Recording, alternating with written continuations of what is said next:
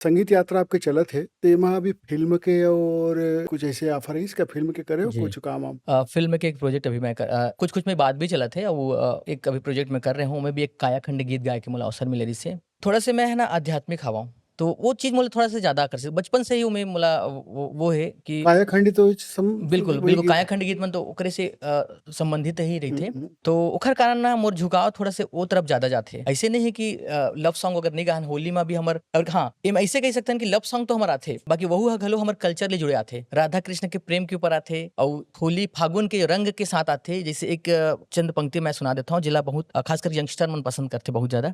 काका जर के डबिया माँ चंदा लुकाए हे, कब आही मोर पुन्नी समझ नहीं आए हे।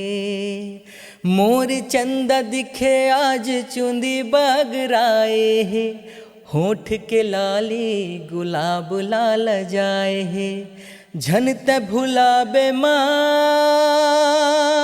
वाली तोर मन ला मिलाए बर, मया रंग धरे हाँ मयारू मया रंग ला लगाए बर।